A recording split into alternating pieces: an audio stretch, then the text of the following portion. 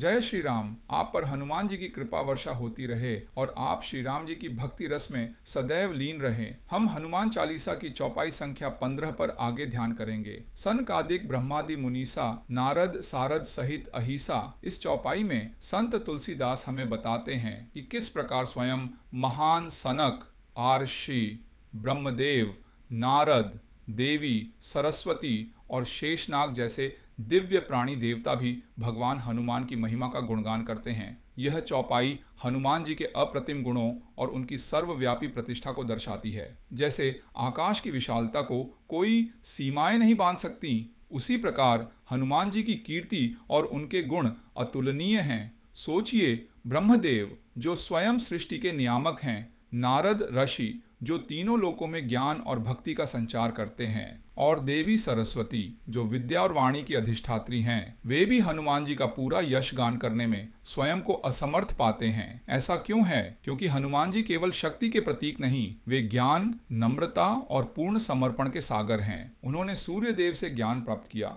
वेदों के गूढ़ रहस्यों को समझा। उनकी हर क्रिया, हर कर्म भगवान श्री राम के प्रति उनके अनवरत प्रेम और सेवा का प्रतिबिंब है। ज्ञान, गुण, गूढ़ रहस्य के ज्ञाता के साथ साथ श्री राम प्रभु के प्रेम और सेवा में संपूर्ण समर्पण हनुमान जी निष्काम कर्म योगी का सर्वोत्तम उदाहरण है। उनका तेज उनके भीतर विराजमान श्री राम की कृपा से ही प्रदीप्त है। जिस प्रकार एक विशाल बरगद का वृक्ष अपनी जड़ों को गहराई तक फैलाकर सबको आश्रय देता है, उसी प्रकार हनुमान जी का व्यक्तित्व इतना विस्तृत है कि समस्त देवगण और आर्षि मुनि भी उनके आश्रय में शांति और प्रेरणा पाते हैं। उनकी महानता किसी पद या शक्ति से नहीं, बल्कि उनके हृदय की पवित्रता और अनूठी विनम्रता से आती है।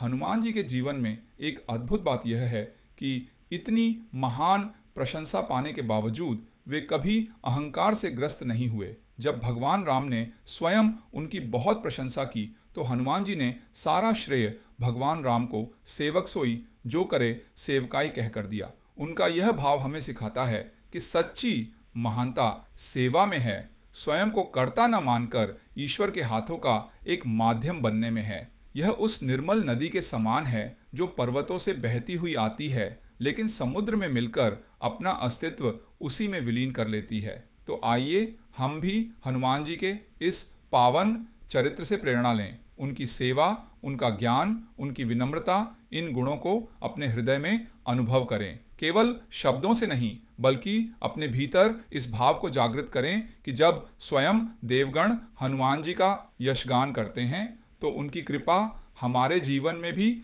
असीम आनंद और आध्यात्मिक उन्नति लाएगी। यह स्मरण हमें जीवन की हर यात्रा में सही मार्ग दिखाएगा और हृदय को शांत करेगा।